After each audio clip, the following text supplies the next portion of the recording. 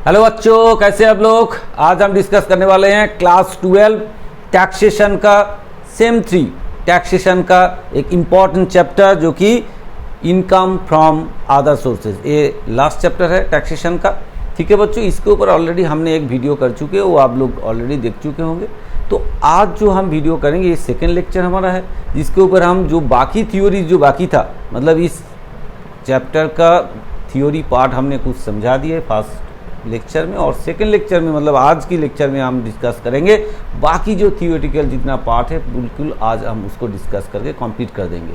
फिर हम और एक इसके ऊपर वीडियो बनाएंगे जहाँ पे हम एक बड़े से बड़े प्रॉब्लम लेके उसको सॉल्व करके आपको दिखा देंगे। जिस टाइप का मतलब इनकम फ्रॉम अदर सोर्स जो आइटम आता है उसके आधार पे एक सम्स लेके आपको दिखाएंगे, लेकिन वो नेक्स्ट लेक्चर में दिखाएंगे, क्योंकि आज हमको ख़त्म करना है थियोरेटिकल पार्ट लेके हम इतना क्यों कर रहे हैं, आपके मतलब इतना क्यों डिस्कस कर रहे हैं, क्योंकि आपको एमसीक्यू क्वेश्चन आने वाले हैं और एमसीक्यू क्वेश्चन में थियोरेटिकल पार्ट से बहुत सारे क्वेश्चन आने वाले हैं। ठीक है बच्चों, तो इसलिए आप लोग हमारे साथ साथ में कॉपी पेन लेके बैठ जाइए और साथ साथ में करते रहिए। और एक काम आपको करना है, अगर आपको वीडियो अच्छा लगा, वीडियो को आपको हेल्प किया, तो वीडियो को आपको जरूर शेयर करना है, लाइक करना है, कमेंट्स करना है और चैनल को सब्सक्राइब करके बेल आइकॉन दबा के रखना है। ठीक है बच्चों, चलिए फिर स्टार्ट हो जाते हैं। आप लोग भी अपना कॉपी पेन लेके हमारे साथ साथ नोट्स बनाते रहिए। ठीक है बच्चों, चलिए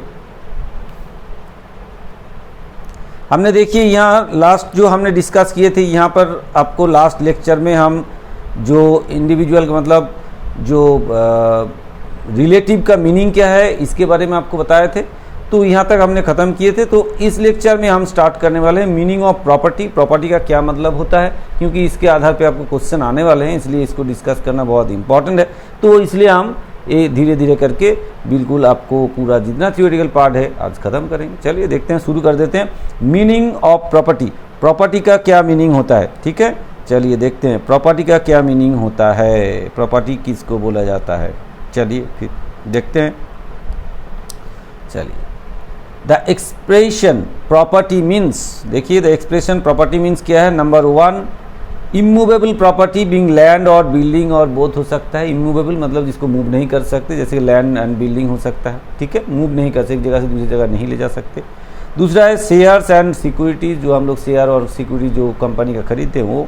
नेक्स्ट होता है ज्वेलरी। ठीक है, ज्वेलरी तो पता ही है। आर्कियोलॉजिकल कलेक्शन, ठीक है। फिर ड्राइंग्स, पेंटिंग्स, स्कल्पचर्स और एनी अदर आर्ट वर्क, इसको हम बोलेंगे प्रॉपर्टी। ठीक है बच्चों, ये आपका नोट कर लीजिए, आप अपना कॉपी में बिल्कुल इसको नोट कर लीजिए, क्योंकि इसके आधार पे क्वेश्चन हो सकता है। तो प्रॉपर्टी का मतलब आपको समझ में आया।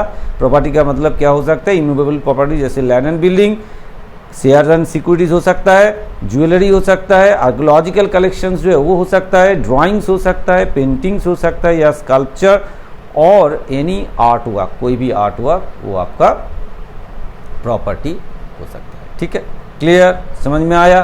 चलिए फिर आगे बढ़ते हैं। नाउ एक इंपॉर्टेंट पार्ट है, बोला है कि taxability of shares received without consideration और इनएडिक्वेट कंसिडरेशन। कौन सा सेक्शन में डिस्कस किया गया है, देखिए सेक्शन 56 to 7A। इस सेक्शन भी आपको बिल्कुल याद रखना पड़ेगा, क्योंकि सेक्शन के आधार पे आपको क्वेश्चन आएगा। अब देखिए क्या बोला गया है कि अगर आपने कोई शेयर किसी से आपको मिला है विदाउट कंसिडरेशन में मिला है, या आपको जो कंसिडरेशन आपने दिया है वो सफिशिएंट नहीं है, जितना कंसिडरेशन होना चाहिए तो मार्केट प्राइस जितना होना चाहिए उससे आपने कम दिए हैं। अगर इस केस में जो आपको शेयर मिला है तो उसको कैसे टैक्स लायबिलिटी होगा उसका, और तो मतलब उसका टैक्सेबिलिटी क्या होगा उसके बारे में अब हम देखेंगे। ठीक है बच्चों, क्लियर। चलिए देखते हैं क्या बोला गया है। आपको दिखाई दे रहा होगा, हम थोड़ा सा साइड भी हो जाएंगे, कोई प्रॉब्लम नहीं है, धीरे धीरे हम साइड हो जाएंगे, आप देख लीजिएगा। आप इसको स्क्रीनशॉट करके भी रख सकते हैं, ठीक है, और बाद में आप अपना कॉपी में नोट बना सकते हैं। तो एक करके हम पहले कंडीशन देख लेते हैं, क्या क्या कंडीशन है जिस कंडीशन के आधार पे ये आपका टैक्सेबिलिटी होगा। देखिए देखते हैं फिर। Following conditions are to be satisfied to consider the following transfer as a gift. अगर ये जो ट्रांसफ़र है इसको अगर हम गिफ्ट की तौर से अगर मानते हैं।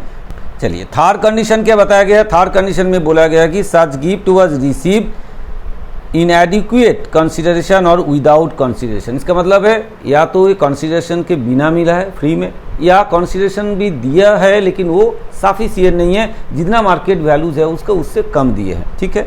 और लास्ट नंबर 4 में क्या बोला गया है, such transfer of shares does not made in pursuant to section 47(6)(a), 47(7), 47(6)(c) और 47(6)(d और 47(6)(c)(b।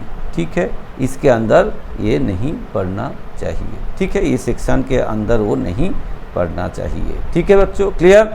अब क्या बोला गया है, इफ द एफोर्टसाइड कंडीशन, अगर ये जो 4 कंडीशन बोला गया है वो अगर सेटिस्फाई करते हैं तो following amount shall B incurred in the taxable income of the SSC. अगर ये 4 कंडीशन सेटिस्फाई करते हैं तो फिर नीचे कुछ बोला है कब इसको फिर टैक्सेबिलिटी लेंगे उसके बारे में बताया गया है। अब देखते हैं फिर क्या बोला गया है। where share is transaction where the transaction is made without consideration and the aggregate fair value of the shares so transfer exceed 50,000, आपको बिल्कुल ध्यान देना है, exceed 50,000 तक टैक्सेबिलिटी नहीं है, टैक्सेबल नहीं होगा, लेकिन 50,000 जैसे ही क्रॉस करेगा वो टैक्सेबल हो जाएगा। और वो टैक्स किसके ऊपर देना पड़ेगा, एग्रीगेट जितना टोटल अमाउंट ट्रांसफर करके मिला है उतने के उसके ऊपर ही होगा। ठीक है बच्चों, तो उसके ऊपर ही होगा। क्लियर है। However if the aggregate fair value of shares does not exceed 50,000 then nothing is taxable. ठीक है, 50,000 क्रॉस नहीं करेगा तो टैक्सेबल नहीं होगा। क्लियर, समझ में आया। चलो फिर आगे बढ़े। नंबर बी में क्या बोला गया, देखिए नंबर बी में क्या बोला गया आपको, where the transaction is made for a consideration दिया है जो कि less than aggregate fair market value, मतलब फेयर मार्केट वैल्यू जितना है उससे कम दिया गया है। तो जो जितना अमाउंट कम दिया गया है, मतलब जितना वो डिफरेंस है वो 50,000 से ज़्यादा होगा। वो डिफरेंस अगर मार्केट वैल्यू और कंसिडरेशन का वैल्यू में डिफरेंस अगर 50,000 से ज़्यादा होगा तो वो अमाउंट जितना ज़्यादा होगा वो अमाउंट आपका टैक्सेबल हो जाएगा। लेकिन वो 50,000 से अगर कम होता है तो टैक्सेबल नहीं होगा। ठीक है बच्चों, क्लियर। मान लीजिए मार्केट वैल्यू है 2 लाख, मान लीजिए आपको एग्जांपल दे रहे हैं, आपने पे किया, कंसीडरेशन दिया कितना, मान लीजिए 1 लाख, कंसीडरेशन दिया 1,30,000, तो डिफरेंस कितना हो गया 70,000, है कि नहीं। तो ये 70,000 मतलब 50,000 से ज़्यादा है, तो आपका टैक्सेबल अमाउंट क्या होगा, 70,000 होगा। टैक्सेबल अमाउंट आपका 70,000 हो जाएगा। क्लियर, समझ में आया। क्लियर, चलिए नेक्स्ट चलते हैं आगे। लेकिन और एक बात यहाँ पे इंपॉर्टेंट है जो कि पहले ही बताया गया था, if the gift was received in kind before 30/9/21 के पहले अगर मिलता है, ऐसे गिफ्ट मिलता है तो फुल्ली एग्जाम्प्टेड हो जाएगा। मतलब 30/9/2021 से पहले अगर गिफ्ट मिलता है तो वो बिल्कुल एग्जाम्प्टेड होगा। ठीक है, लेकिन 30/9 मतलब 1/10/2021 या उसके बाद अगर मिलेगा तो टैक्सेबल होगा। क्लियर, समझ में आया। क्लियर हो गया। नेक्स्ट आगे बढ़ते हैं। देखिए आगे क्या बोला गया है। आगे एक एग्जाम्पल हमने लिए हैं, देखते हैं एग्जाम्पल में क्या बोला गया, उसके हिसाब से कितना अमाउंट टैक्सेबल होगा कितना नहीं होगा उसके बारे में आपको थोड़ा सा आइडिया दे देते हैं। देखिए क्या बोला गया है, Mrs Mayna Bhattacharya received following gift by cheque और cash from different parties during the previous year 2024-25। Determine the reasons the taxability of the following. चलिए टैक्सेबिलिटी क्या होगा इसके बारे में आपको बताने के लिए बोला गया है, तो देखते हैं क्या टैक्सेबिलिटी होगा इसका। फर्स्ट ऑफ ऑल देखिए number 1, marriage gift receive from her uncle ₹1 lakh. Marriage gift मिला है, देखिए मैरिज गिफ्ट मिला है, कब मिला है 21 नवंबर 2024। ठीक है, 21 नवंबर 2024 मतलब 30/9/2021 से बाद ही मिला है। तो ये जो कंडीशन था वो सेटिस्फाई किए हैं। लेकिन एक बात यहाँ पे है, ये जो गिफ्ट मिला है इसमें टैक्सेबल कितना होगा, टैक्सेबल कितना होगा, नंबर 1 इसके लिए टैक्सेबल कितना होगा, ए का ठीक है, मैरिज गिफ्ट है ये मैरिज गिफ्ट है, मैरिज गिफ्ट है ये। तो टैक्सेबल अमाउंट कितना होगा, नील होगा। हम यहां लिखते हैं टैक्सेबल अमाउंट, टैक्सेबल अमाउंट कितना होगा, नील होगा। क्यों नील होगा भाई, टैक्सेबल अमाउंट मैरिज गिफ्ट में नील होगा, क्यों, क्योंकि मैरिज गिफ्ट फुल्ली एग्जाम्प्टेड, क्योंकि फुल्ली एग्जाम्प्टेड है। आपको कंडीशन अब पहले जो पिछले लेक्चर था उसमें आपको बताया था, फुल्ली एग्जाम्प्टेड है, ठीक है। मैरिज गिफ्ट फुल्ली एग्जाम्प्टेड होता है, इसमें कोई टैक्स नहीं देना पड़ेगा, वो जितने अमाउंट हो जाए। यहाँ पे 1 लाख है फिर भी ये नहीं देना है। चलिए number 2, gift of ₹60,000 receive from youngest sister of her grand mother. तो गिफ्ट फ्रॉम बी में क्या बोला गया है, गिफ्ट फ्रॉम क्या बोला गया, younger sister, sister of grand mother,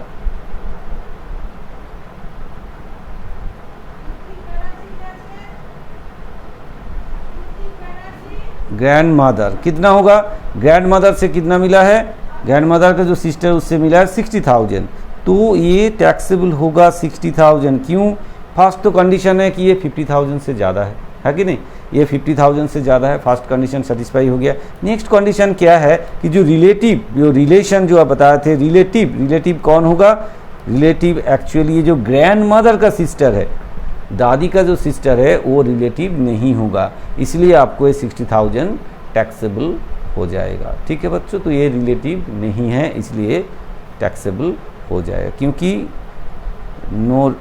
not relative मतलब ये रिलेटिव नहीं है, इसलिए आपको 60,000 टैक्सेबल हो जाएगा। नेक्स्ट देखते हैं नंबर सी में क्या बोला गया है। ठीक है, सी में क्या बोला गया है देख लेते हैं। सी में बोला गया आपको gift of ₹90,000 receive from her friend on 15 नवंबर 2024। ये कंडीशन सेटिस्फाई किया, 30/9/2021 से बाद ही मिला है। और कहाँ से मिला है भाई, फ्रेंड से मिला है। और अमाउंट कितना है, अमाउंट है 90,000, तो मतलब 50,000 से ज़्यादा है। और ये मिला है फ्रेंड से, फ्रेंड आपका क्या रिलेटिव नहीं है, तो गिफ्ट फ्रॉम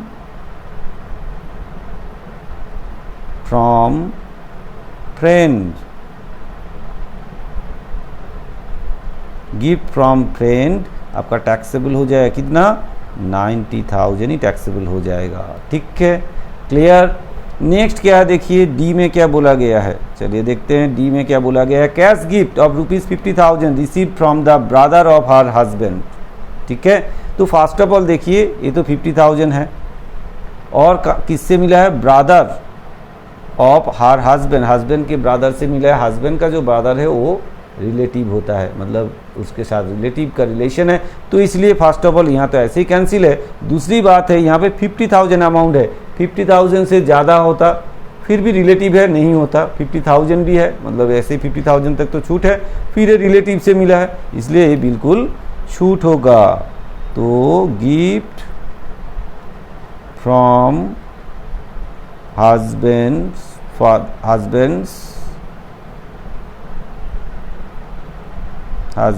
brother,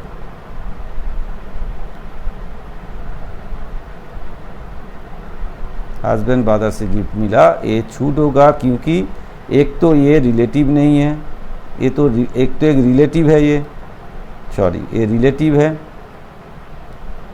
एक तो रिलेटिव है और दूसरा क्या है, नॉट एक्सीड ₹50,000, तो 50,000 से अंदर है, और दूसरी बात है कि ये रिलेटिव है, तो दोनों कारण ये नील हो जाएगा। नंबर ई में क्या बताया गया देखिए, gift of ₹60,000 receive from the sister of mother. देखिए gift from sister of mother. ठीक है, ये भी नील होगा। क्यों नील होगा? देखिए फर्स्ट कंडीशन में 60,000 है तो ये एक्चुअली 50,000 क्रॉस कर गया है, लेकिन ये फर्स्ट कंडीशन सेटिस्फाई कर गया था। लेकिन ये जो सेकंड कंडीशन जो था हमारा, जो रिलेटिव होना है नहीं होना है, लेकिन यहाँ पे देखिए sister of mother actually relative होता है। तो यहाँ पे क्यों नील हुआ? क्योंकि ये रिलेटिव है। ठीक है बच्चों, क्योंकि ये रिलेटिव है। देखिए हम हट जाते हैं थोड़ा सा, हम थोड़ा यहाँ बैठे तो आपको दिक्कत हो रहा है, मेरे को समझ में आ रहा है, हम हट गए। ठीक है, देखा क्लियर? ठीक है, तो अगर हम टोटल करेंगे, टोटल कितना टैक्सेबल इनकम उसका आया, इसको हम जोड़ देंगे तो यहाँ पे आ जाएगा। कितना आएगा? 1,50,000। ये टोटल टैक्सेबल, ये आ गया टैक्सेबल इनकम। ठीक है, तो टैक्सेबल गिफ्ट हो गया ये टोटल इतना, क्योंकि ये बाकी जो है बाकी सारे आपको छूट मिल गया, क्योंकि एक तो रिलेटिव में मिला है और दूसरी बात है मैरिज में मिला है, मतलब एक रिलेटिव से मिला है, कुछ मैरिज से मिला है, कुछ आपका 50,000 एक्सीड भी नहीं कर रहा है। ठीक है, और इसके कारण ये तीनों जो है आपका छूट मिल गया और टैक्सेबल अमाउंट हो गया आपका 1,50,000। ठीक है बच्चों, क्लियर? समझ में आया? ये गिफ्ट वाला मैटर क्लियर हुआ? ठीक है, चले फिर आगे बढ़े।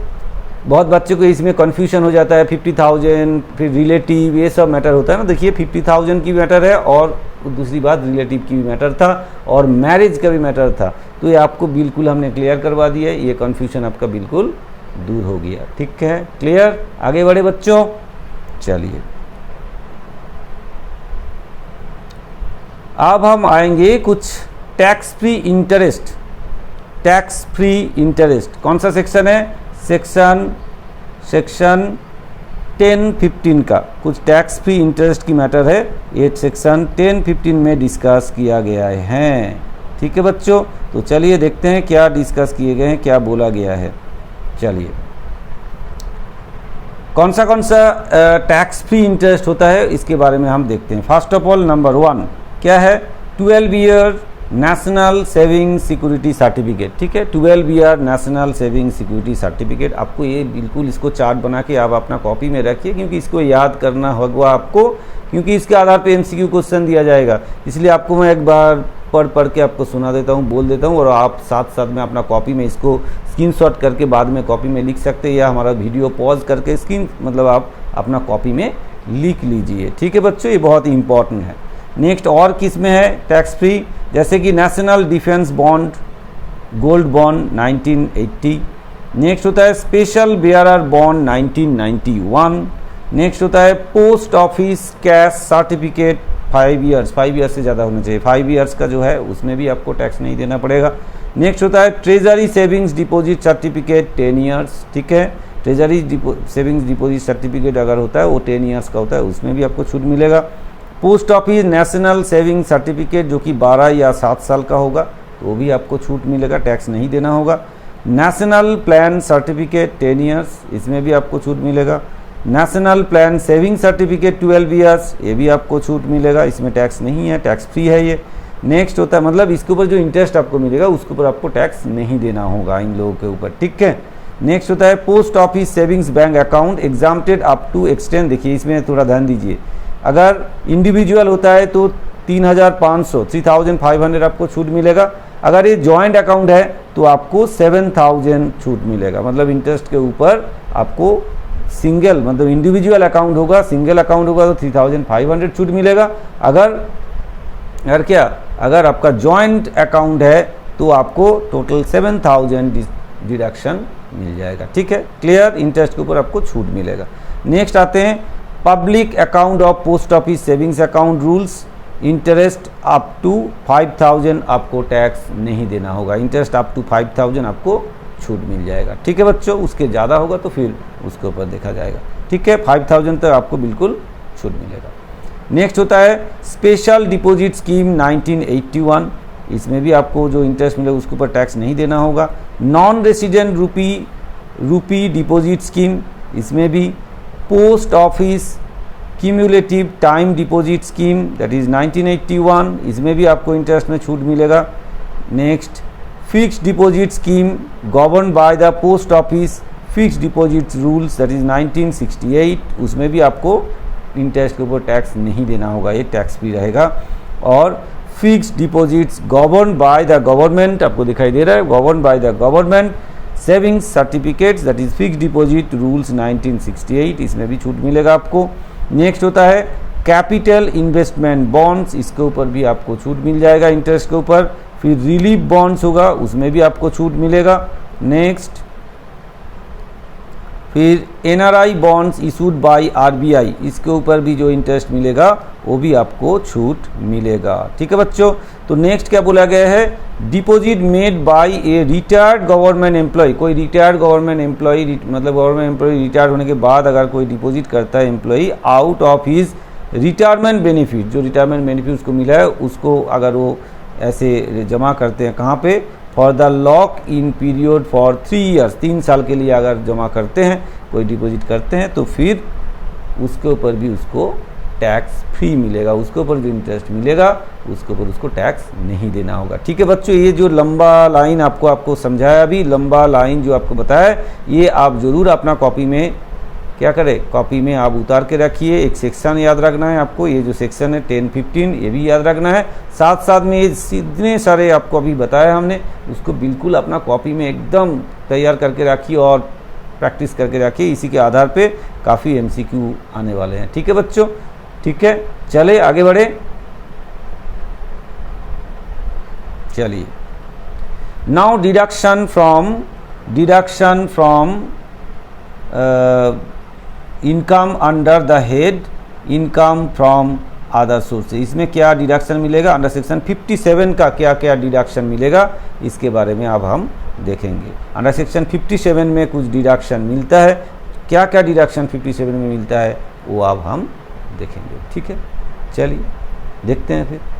चलिए, in case of income from dividend, in case of income from dividend और interest on securities under section 57(1), ठीक है, अंडर सेक्शन 57(1) में कुछ डिडक्शन मिलेगा किसके केस में, डिविडेंड या इंटरेस्ट ऑन सिक्योरिटीज के ऊपर। क्या कब मिलेगा, कैसे मिलेगा, देखते हैं फिर। ठीक है, any reasonable sum paid by way of commission और रेमुनरेशन, अगर कोई कमीशन या रेमुनरेशन के दौर से किसी को दिया गया टू द बैंकर को या एनी अदर पर्सन को अगर देते हैं, मतलब ये डिविडेंड कलेक्शन करने के लिए कुछ कारण, तो फॉर रियलाइजिंग जो सच डिविडेंड और interest on behalf of the SSC is deductible, जितना आपको मिला, जितना खर्चा आपने किया है उस खर्च मतलब उस इनकम से आपका लेस करके बाकी अमाउंट जो डिविडेंड या इंटरेस्ट मिला है उससे ये खर्चा लेस करके बाकी अमाउंट आपका टैक्सेबल होगा। ठीक है बच्चों, क्लियर। नेक्स्ट क्या बोला गया है, number 2, in case of contribution towards staff welfare scheme section 57(1)(a), ठीक है, इसमें आपको छूट मिलेगा किसके ऊपर, contribution towards staff welfare scheme. Staff welfare scheme में अगर कुछ आप कंट्रीब्यूट करते हैं तो आपको छूट मिलेगा। जैसे क्या बोला गया है, employees contribution to staff welfare scheme which is received by the employer in charge to tax under the head, ठीक है, इनकम फ्रॉम अदर सोर्स, इसमें आपको चार्ज किया जाएगा, provided such contribution is not charge under the head profit and gains of the business, उसमें charge नहीं होना चाहिए, अगर नहीं होगा तब जाके यहाँ चार्ज होगा। However if the employer duly deposit the amount to the fund or before the specified date it will be allowed a deduction under section 57(1)(a, तो उसको छूट मिल जाएगा अगर टाइम के अंदर वो डिपॉजिट कर दिया तो। ठीक है, क्लियर। नेक्स्ट क्या बोला गया है, in case of rental income from plant machinery furniture building और लेट ए हायर, मतलब लेट ऑन हायर में मतलब रेंट पे देने के लिए जो मिला है वो सेक्शन 57(2) में डिस्कस किया गया है कि आपको छूट मिलेगा। क्या छूट मिलेगा इसके अंदर, देखते हैं। Following amount shall be allowed as deduction in computing rental income of plant machinery furniture और व्हाट एवर बिल्डिंग आप रेंट पे देते हैं, तो इसमें आपको क्या छूट मिलेगा और क्या कंडीशन है इसका। पहली कंडीशन है करेंट रिपेयर्स, कोई रिपेयर वगैरह आप करते हैं या इंश्योरेंस प्रीमियम पेड करते हैं, पेड रेस्पेक्टिव बिल्डिंग, उस बिल्डिंग के लिए आपको अगर कोई interest on premium, insurance premium आप पे करते हैं, या आप रिपेयरिंग का कुछ काम करते हैं, उसमें जो खर्चा होगा वो आपको छूट मिल जाएगा। ठीक है, मतलब एक्चुअली सबलेटिंग के केस में होगा। नेक्स्ट होता है amount paid in respect to current repairs and insurance on machinery या प्लांट या फर्नीचर। इसके ऊपर जितना आपने करेंट जो खर्चा किए हैं, जो रिपेयरिंग के लिए खर्चा किए हैं या इंश्योरेंस प्रीमियम पेड किए, वो आपका जो इनकम होगा, रेंट इनकम होगा, उससे मतलब हायर चार्ज जो आपको मिलेगा उससे वो माइनस करके बाकी अमाउंट आपका टैक्सेबल होगा। मतलब हायर चार्ज से जो आपका खर्चा, ये सब जो खर्चा हुआ है वो लेस करने के बाद जो अमाउंट बचेगा वो आपका टैक्सेबल अमाउंट होगा। ठीक है बच्चों, क्लियर, समझ में आया। नेक्स्ट और क्या बोला गया, डेप्रिसिएशन ऑफ द एसेट्स, वो भी आपको छूट मिलेगा। However in respect of building depreciation is allowed only if the number 3 के केस में, if the number 3 SSC is owner of the such building, तभी उसको डेप्रिसिएशन का छूट मिलेगा। अगर एसएसी को उस बिल्डिंग का ओनर होना पड़ेगा, नहीं तो उसको डेप्रिसिएशन का छूट नहीं मिलेगा। ठीक है, मतलब कोई सब टेनेंट में दिया है, कोई टेनेंट है वो सब टेनेंट कर रहा है, तो उसके लिए डेप्रिसिएशन का छूट उनको नहीं मिलेगा। ठीक है बच्चों, क्लियर, यहाँ तक आपको क्लियर हुआ है। हम थोड़ा पानी पी लेते हैं फिर शुरू करते हैं।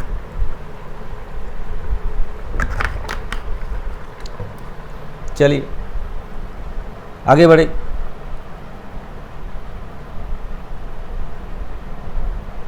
ठीक है, नेक्स्ट पॉइंट क्या बताया गया आपको, नेक्स्ट क्या बोला गया है कि in the case of family pension under section 57(1)(a, family pension के केस में क्या होगा, आप बिल्कुल ध्यान दीजिए, इसमें आपका क्वेश्चन जरूर आएगा एमसीक्यू में, इसके ऊपर आधार पे क्वेश्चन जरूर आएगा। फैमिली पेंशन के केस में क्या होगा, family pension received by the legal heirs of deceased is eligible to deduction, कितना 33 1/3% और 1/3 भी बोल सकते हैं ऑफ सच सम अमाउंट, जो अमाउंट आपको मिलेगा उसका, या 15,000 मैक्सिमम अलाउड, मैक्सिमम लिमिट है 15,000। इन दोनों में से जो छोटा होगा, जो लेस होगा, which ever is less that should be deducted. ठीक है, क्लियर। अगर आपको 33 1/3% का मतलब वो 1/3 जो अमाउंट आपको मिला है 1/3, उसका 1/3 लेंगे, और मैक्सिमम अलाउबल अमाउंट आपका 15,000 होगा। इन दोनों में से जो छोटा होगा वो आपको छूट मिल जाएगा। क्लियर, समझ में आया। आपको और अच्छा क्लियर हो जाएगा जब हम शाम करेंगे, आपको शाम्स करके क्लियर करवाएंगे, तब आपको बिल्कुल समझ में आ जाएगा। ठीक है, चलिए अभी आपको दिखा देते हैं थोड़ा एक्चुअली क्या बोलना चाहते हैं यहाँ पे। अगर मान लीजिए आपको पेंशन मिला 60,000, ठीक है, तो इसमें आपको क्या छूट मिलेगा देखते हैं। एक तो होता है 1/3, 33 1/3% का मतलब 1/3 इंटू 60,000, 1/3 इंटू 60,000 कितना बनेगा भैया, 20,000 बनेगा, है कि नहीं। 20,000 आपको दिखाई दे रहा है, हम थोड़ा साइड हो जाते हैं, दिखाई दे रहा है 20,000 बनेगा, आप देख लीजिए 20,000 बनेगा। और दूसरा है मैक्सिमम लिमिट, जो है मैक्सिमम लिमिट है 15,000। अब देखिए इन दोनों में से जो छोटा होगा 20,000 एंड 15,000 में से छोटा होगा वो छूट मिलेगा, मतलब कितना छूट मिलेगा, 15,000 छूट मिल जाएगा। तो आपका टैक्सेबल अमाउंट कितना होगा, 60,000 माइनस 15,000 दैट इज 45,000। ठीक है बच्चों, ये हो जाएगा आपका टैक्सेबल अमाउंट। ठीक है, क्लियर हुआ, ये हो गया आपका टैक्सेबल अमाउंट। ठीक है, क्लियर, समझ में आया। चलिए फिर आगे चलते हैं। नेक्स्ट आपको क्या बताया गया, नंबर 5 क्या बताया गया आपको, देखते हैं। नंबर 5 में आपको बोला गया है कि भाई, थोड़ा सा ऊपर कर देते हैं, आपको दिखाई देगा ठीक से। नंबर 5 में क्या बोला गया है आपको, बोला है कि in the case of any other income, और कोई इनकम होगा तो उसमें क्या होगा वो भी आप देख लेते हैं अभी। चलिए क्या बोला गया है, in case of any other income not specifically covered under section 56(2), अगर 56(2) में कवर नहीं होता है, any expenditure incurred otherwise than the capital expenditure नहीं होना चाहिए, तो wholly and exclusively for earning such income, उसी इनकम के लिए उसको किया गया था, लेकिन वो कैपिटल इनकम नहीं होना चाहिए। तो फिर क्या होगा, इज अलाउड एंड डिडक्शन, तब उसको डिडक्शन मिल जाएगा। सच एग्जाम्पल आपको देते हैं, फिर आपको और क्लियर हो जाएगा। For example, examiners remunerations received by the teacher, कोई टीचर को एग्जामिनर्स रेमुनरेशन मिला है फ्रॉम अदर इंस्टीट्यूशन, और मतलब उनका खुद का इंस्टीट्यूशन से नहीं, किसी और इंस्टीट्यूशन से, मतलब जिस इंस्टीट्यूशन में वो पढ़ाते हैं, जिस स्कूल में वो टीचर है, उससे नहीं, किसी और से मिलता है। तो और क्या होगा, और रॉयल्टी रिसीव्ड बाय ऑथर, कोई ऑथर जो बुक्स लिखते हैं उसको अगर कोई रॉयल्टी वगैरह मिलता है, तो उस रॉयल्टी मिलने के लिए जो उनका जो खर्चा वगैरह होगा, उसी पर्पस में उसको जो खर्चा होता है, जो बुक लिखते हैं उसके पर्पस में जो खर्चा होता है, जो एक्सपेंडिचर इनकार करते हैं, Holi and exclusively earning for the purpose, same purpose में खर्चा होना चाहिए, तो वो डिडक्टेबल हो जाएगा। ठीक है, वो डिडक्टेबल हो जाएगा। क्लियर है बच्चों, समझ में आया? इसके आधार पे हम साम्स करवाएंगे। हमको आपको बोला है कि हम नेक्स्ट जो क्लास हम लेंगे, नेक्स्ट जो वीडियो बनाएंगे, वो एक लंबा सा बड़ा साम्स लेंगे, और उस साम्स लेके आपको बिल्कुल पूरा क्लियर कर देंगे। जो जो थियोरेटिकल आपको हम बता रहे हैं वो बिल्कुल प्रैक्टिकल करके आपको बता देंगे। प्रैक्टिकल जितने सारे इसके आधार पे क्वेश्चन होगा वो भी आपको करके दिखाएंगे। ठीक है बच्चों, चले आगे बढ़ते हैं फिर। चलिए, नाउ फ्यू इंस्टेंस, देखिए क्या बोला गया है, फ्यू इंस्टेंस ऑफ एक्सपेंसेस है, जो कि फ्यू इंस्टेंस ऑफ एक्सपेंसेस है जो कि डिडक्टेबल अंडर सेक्शन 57(3) में कुछ डिडक्शन मिलता है। 57(3) में, अब ये बिल्कुल ये सेक्शन आपको याद रखना है, 57(3) में कुछ डिडक्शन मिलता है। क्या क्या डिडक्शन मिलता है, चलिए देखते हैं फिर। ठीक है, देखते हैं क्या क्या डिडक्शन मिल सकता है। ठीक है बच्चों, चलिए देखते हैं क्या बोला गया है। Number 1, expenses incurred by a director to defend his position as director are allowed as deduction from the income of the director। Director का जो इनकम है, डायरेक्टर का इनकम से, डायरेक्टर का जो इनकम वो तो टैक्सेबल है, लेकिन उससे उसको एक छूट मिल सकता है कि अपना जो पोजीशन में वो है उसको होल्ड करने के लिए कुछ उसको खर्चा करना पड़ सकता है। अगर ऐसा कोई खर्चा उसको करना पड़ा तो वो खर्चा उसका जो इनकम है उससे लेस होगा, बाकी अमाउंट उसका टैक्सेबल होगा। इसका मतलब है कुछ वो जो खर्चा उसने किया है वो छूट मिलेगा। कौन सा सेक्शन में? अंडर सेक्शन 57(3) में, जो कि अभी मेंशन किया गया, आप देख लीजिए। नेक्स्ट क्या बोला गया है, नेक्स्ट बोला गया interest paid on borrowing for investment in shares is allowed as deduction from the dividend income of such share. मान लीजिए आपने कहीं शेयर में इन्वेस्ट करना चाहते हैं, अगर आप इन्वेस्ट करना चाहते हैं, आप कहीं से लोन लिए कुछ अमाउंट लेके आप उसको इन्वेस्ट कर दिए शेयर में, तो इस शेयर में जो आपको डिविडेंड मिलेगा उस डिविडेंड से आपको छूट मिलेगा। क्या छूट मिलेगा? जो आपने लोन लिए हैं वो लोन के ऊपर जो इंटरेस्ट आपको देना पड़ रहा है वो इंटरेस्ट आपको छूट मिलेगा। तो कहाँ से छूटेगा, कहाँ से लेस करेंगे? जितना डिविडेंड आपको मिलेगा उस डिविडेंड से जो इंटरेस्ट आपको पे करना पड़ रहा है वो लोन के लिए, जिस लोन को लेके आपने ये शेयर खरीदा है, तो वो जो इंटरेस्ट आपको देना पड़ेगा वो आपका ये डिविडेंड से लेस हो जाएगा। ठीक है, मान लीजिए आपको थोड़ा सा एग्जाम्पल देता हूँ, मैं एग्जाम्पल के दौर से देता हूँ। आपको इंटरेस्ट डिविडेंड मिला 10,000, ठीक है, और आपको इंटरेस्ट पे करना पड़ा, आपको इंटरेस्ट देना पड़ेगा। इंटरेस्ट आप पे करते हैं, इंटरेस्ट पेड मान लीजिए 3,000, तो ये 3,000 लेस होके 7,000 जो है वो हो जाएगा आपका टैक्सेबल डिविडेंड। ठीक है, क्लियर है? ऐसे अगर आपको इंटरेस्ट पे करना होगा तो वो आपको छूट मिल जाएगा। ठीक है बच्चों, क्लियर, समझ में आया? चलिए नेक्स्ट हम आते हैं interest paid on amount borrowing is allowed as deduction from the income earned by the utilising such loan amount. ठीक है, वही बात देखी है घुमा फिरा के। अगर आपने कहीं कुछ लोन लेके कहीं इन्वेस्ट कर दिए तो फिर वहाँ पे जो आपको फ़ायदा मिलेगा, जो इंटरेस्ट वगैरह वहाँ से मिलेगा, उस इंटरेस्ट से जितना इंटरेस्ट आपने पे किए हैं वो लेस करके जो अमाउंट बचेगा वही होगा आपका टैक्सेबल इंटरेस्ट। क्लियर है बच्चों? सेम तरीके से जैसे अभी 2 नंबर पॉइंट में जैसे बताया आपको, ऐसे ये भी इस तरह से आपको छूट मिलेगा। नेक्स्ट क्या बताया गया है? Expenditure incurred for the providing amenities to the tenant deductible from the composite rent received from the tenant which is charged to tax under the head income from other sources. ठीक है, जो income from other source के अंदर जो taxable होगा, जो income, उस income मतलब एक कंपोजिट इनकम, मान लीजिए आपने अपना मकान दिए हैं, रेंट पे दिए हैं, फिर उसके साथ आपने कुछ अलग कुछ उसके साथ फर्नीचर ये वो करके आप उसके साथ उसको डाल दिए, दे दिए उनको। तो इस तरह से अगर कुछ आप उसको देते हैं तो फिर उसका जो चार्जेज आप लेते हैं, ठीक है, उसमें जो चार्ज वगैरह होगा वो इनकम फ्रॉम अदर सोर्स के अंदर आएगा, और आपको उसके लिए जो एक्सपेंडिचर इनकर करना पड़ा, तो जो एक्सपेंडिचर आपने किए वो एक्सपेंडिचर आपका क्या होगा?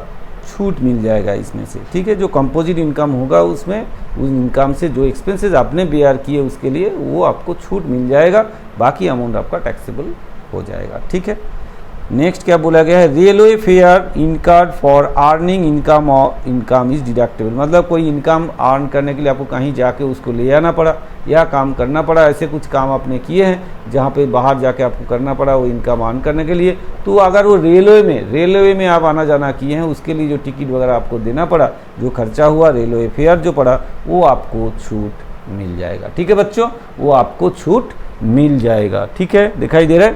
चलिए नेक्स्ट क्या बोला गया है, और क्या छूट मिलेगा 57(3) में?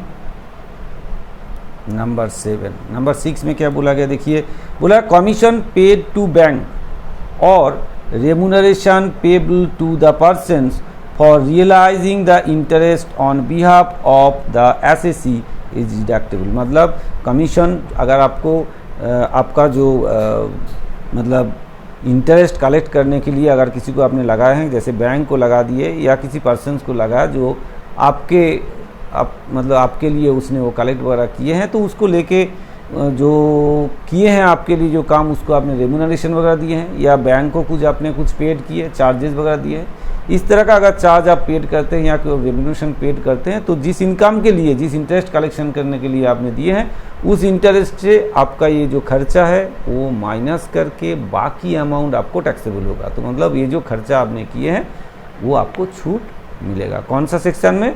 अंडर सेक्शन 57(3) में। ठीक है, क्लियर? ये छूट आपको मिलेगा। आप देखिए अंडर सेक्शन 57(3) में, अंडर सेक्शन 57(3) में ऐसे भी कुछ इंस्टेंस ऑफ एक्सपेंसेस है जो कि आपको छूट नहीं मिलेगा। आपको ये ध्यान पे रखना है कि ऐसे कुछ है जो कि आपको बिल्कुल छूट नहीं मिलेगा। क्या है ऐसे जो एक्सपेंसेस है जो आपको छूट नहीं मिल सकता है? चलिए देख लेते हैं क्या क्या है जो आपको छूट नहीं मिलेगा। चलिए, number 1, interest on loan taken for payment of income tax और wealth tax is not deductible. मतलब आपने अपना जो इनकम टैक्स पे करना है या आपको वेल्थ टैक्स पे करना था, आपने किसी से लोन लेके आपने वो टैक्स वगैरह पे किए, फिर बाद में आपने बोले कि हमको तो ये इंटरेस्ट मिला, इंटरेस्ट देना पड़ा, लोन लेके हमने ये पे किए हैं, तो हमको तो भाई छूट मिलना चाहिए था टैक्स से। नहीं मिलेगा भैया, आपको वो छूट नहीं मिलेगा। मतलब आप लोन लेके आप अगर इनकम टैक्स पे करते हैं या वेल्थ टैक्स पे करते हैं, तो उसके लिए जो इंटरेस्ट आपको देना पड़ा वो आपको छूट नहीं मिलेगा। क्लियर है? एकदम से क्लियर है। 57(3) में बोला गया कि भाई आपको ये छूट नहीं मिलेगा। नेक्स्ट क्या बोला गया है? पेमेंट ऑफ वाटर टैक्स और road tax is not deductible from the royalty income of mining lease. और मतलब माइनिंग में जो आपका माइनिंग लीज के हिसाब से जो आपको पैसा मिलता है, उसके लिए जो आप रोड टैक्स या वाटर टैक्स पे करते हैं गवर्नमेंट को, उसके लिए आपको बिल्कुल छूट नहीं मिलेगा। मतलब रॉयल्टी से आप चाहते हैं कि ये हमारा छूट मिल जाए, बाकी अमाउंट रॉयल्टी अमाउंट जो होगा वो टैक्सेबल हो, लेकिन भैया वो छूट आपको नहीं मिलेगा। क्लियर है? पेमेंट ऑफ वाटर टैक्स या रोड टैक्स जो कि आपने पे किए हैं, क्योंकि वो रॉयल्टी इनकम जो आपका माइनिंग लीज से हुआ है उसके लिए आपने खर्चा किया है, ये पेमेंट किया आपने टैक्स, लेकिन ये छूट आपको नहीं मिलेगा। ठीक है, नेक्स्ट क्या बोला गया है? देखिए, interest on money borrowed for personal purpose, आपने इंटरेस्ट, आपने मानी लोन लिए हैं, मतलब बोरोड किए हैं, तो पर्सनल खर्चे के लिए किए हैं जिसके ऊपर आप इंटरेस्ट पे कर रहे हैं, is not deductible from the income earn which have a remote connection with such borrowing, मतलब जो इनकम आपने अर्न किए हैं जिसके साथ आपका वो शायद बहुत ही रिलेटेड अगर कुछ ऐसे नहीं है, तो वो कनेक्शन आपके उसके साथ अगर नहीं है तो भाई पर्सनल एक्सपेंसेस के लिए आप नहीं छूट मिलेगा आपको इंटरेस्ट, ठीक है। जो इनकम आपने किए हैं उसके साथ अगर इनका कोई रिलेशन नहीं है, दूर दूर का रिलेशन नहीं है, और आप चाहते हैं कि भाई इनसे हमारा छूट मिल जाए, डिडक्शन मिल जाए, मेरा पर्सनल जो इंटरेस्ट हमने लिया है, पर्सनल जो हमने ड्राइंग किया, पर्सनल पर्पस में जो हमने पर्सनल पर्पस में हमने लोन लिए हैं और उसका जो इंटरेस्ट है हम उससे आप माइनस कर दे, डिडक्ट मिल जाए, मतलब छूट मिल जाए, नहीं हो पाएगा भैया, ठीक है, नहीं होगा वो छूट। नेक्स्ट क्या बोला गया है, interest on money borrowed for business, business के लिए आपने मनी बोरो किए हैं, लोन लिए हैं, not utilise for this purpose, लेकिन उसमें आपने यूज़ ही नहीं किया उसको, is not deductible from the income of such investment which is made out of the said borrowed money, क्योंकि जो आपने लोन लिए हैं वो लोन लेके आपने बेटी का शादी करवा दी, और जो आपने इन्वेस्ट किए कहीं और से किए हैं, तो फिर आपने बोला कि इसमें मेरे इन्वेस्टमेंट से मेरा इनकम हुआ है, तो ये लोन का जो इंटरेस्ट है इसमें हम माइनस कर दे, करके एडजस्ट कर दे, भैया नहीं होगा, क्योंकि वो आपका पर्सनल अलग खर्चा था, अलग खर्चे के लिए आपने लोन लिए है और उसका इंटरेस्ट आप इसके साथ नहीं जोड़ सकते। आपने लिया लोन इसके पर्पस में, लेकिन उस पर्पस में आप खर्चा ना करके किसी और पर्पस में खर्चा कर दिए, तो भी भाई आपको ये डिडक्शन नहीं मिलेगा, ठीक है, क्लियर है बच्चों। नेक्स्ट बोला है interest refunded to the bank on premature termination of fixed deposit is not deductible from the interest income of such deposit, ठीक है। Interest refunded to the bank को आपने रिफंड किया, क्यों, क्योंकि प्री मैच्योर आपने टर्म जो फिक्स डिपॉजिट था आपका उसको टर्मिनेशन कर दिया, तो आपको कुछ इंटरेस्ट आपको लौटाना पड़ा। तो अगर वो इंटरेस्ट आप चाहते हैं कि भाई इंटरेस्ट जो आपको रिसीव एक्चुअली में इनकम हुआ है, डिपॉजिट से जो इनकम हुआ उससे आप माइनस करके बाकी पेमेंट करेंगे, टैक्स नहीं होगा, आपको वो छूट नहीं मिलेगा। अगर आपने एफडी को टर्मिनेशन से पहले आपने क्लोज करवा दी और उसके लिए आपको कुछ लॉसेस हुआ, इंटरेस्ट लॉसेस हुआ, वो इंटरेस्ट लॉस जो आपको देना पड़ा बैंक को, मतलब जहाँ से आपने एफडी किया, जहाँ से आपको देना पड़ा, वो आपको जो मिला हुआ इंटरेस्ट है उसके साथ छूट नहीं मिलेगा, मतलब उससे वो इंटरेस्ट आपको छूट नहीं मिलेगा, ठीक है। तो ये डिडक्शन आपको नहीं मिलेगा। क्लियर है बच्चों, पिक्चर क्लियर है, समझ में आया। तो अंडर सेक्शन 57(3) में क्या क्या डिडक्शन आपको मिल सकता है वो आपको बताया हमने, क्या क्या डिडक्शन आपको नहीं मिल सकता है वो भी आपको हमने बिल्कुल बता दिए हैं। आप ज़रूर इसको नोट डाउन करके रखिए, क्योंकि इसके ऊपर ही आपको MCQ क्वेश्चन आएगा, ठीक है। क्लियर, समझ में आया। चलिए आगे बढ़ते हैं। फिर बहुत ज़्यादा थियोरेटिकल पार्ट है, इसलिए हमको बहुत ज़्यादा आपके साथ ऐसे डिस्कस करना पड़ रहा है, लेकिन क्या करें भैया, ठीक है। तो चलिए हम ज़्यादा और नहीं आपके साथ, मतलब आपको ज़्यादा और तंग नहीं करेंगे, हम यहीं इसको ख़त्म करेंगे। ये जो थियोरेटिकल पार्ट है 58 अंडर सेक्शन 58 करके आपको यहाँ पे ख़त्म कर देंगे, और उसके बाद फिर हम नेक्स्ट वीडियो में आपको एग्ज़ाम्स लेंगे, लंबा चौड़ा एग्ज़ाम्स लेंगे, उसको लेकर आपको करके बिल्कुल क्लियर करवा देंगे, ठीक है बच्चों। चलिए कोई बात नहीं, इसको ख़त्म कर देते हैं। Expenditure expressly disabled under section 58, ठीक है। क्या बोला है देखते हैं फिर क्या बोला है। Any personal expenses of the SSC, मतलब कोई भी पर्सनल एक्सपेंसेस है वो आपका यहाँ छूट मिलने वाला नहीं है, ठीक है, छूट आपको नहीं मिलेगा, अपना पर्सनल एक्सपेंसेस यहाँ छूट नहीं मिलेगा। नेक्स्ट क्या बोला है, any interest payable to outside India without deducting tax at source, मतलब आपको टैक्स डिडक्शन नहीं हुआ और आपने वो इंटरेस्ट बाहर भेज दिए। ऐसे अगर कोई इंटरेस्ट जो कि टैक्स डिडक्शन नहीं हुआ और आप इंडिया के बाहर, मतलब देश के बाहर आप भेजते हैं, तो आउट ऑफ इंडिया भेजते हैं, आउटसाइड इंडिया भेजते हैं, तो ये आपको छूट नहीं मिलेगा, ठीक है। नेक्स्ट और क्या है, any payment chargeable under the head salaries, जो कि सैलरीज हेड में आना चाहिए था, if it is payable outside India, जो कि इंडिया के बाहर पेएबल होगा, without deducting the tax at source, अगर टैक्स डिडक्ट ना करके अगर हम इंडिया के बाहर कहीं उसको पे करें तो भी उसको आप छूट में नहीं ले सकते, मतलब उसको भी आपको छूट नहीं मिलेगा, आपको इसके ऊपर भी कोई डिडक्शन नहीं मिलेगा। ठीक है, क्लियर। नेक्स्ट है any payment on account of wealth tax, कोई वेल्थ टैक्स आप पे कर रहे हो उसको भी आपको छूट नहीं मिलेगा, वेल्थ टैक्स जो आप पे करते हैं उसके ऊपर भी कोई छूट आपको नहीं मिलेगा। Any amount not allowable under section 10 under section 40A में अगर ऐसे कोई आइटम है जिसको अलाउबल नहीं है कोई भी अमाउंट, तो वो भी यहाँ पे आपको अलाउ नहीं होगा, छूट नहीं मिलेगा।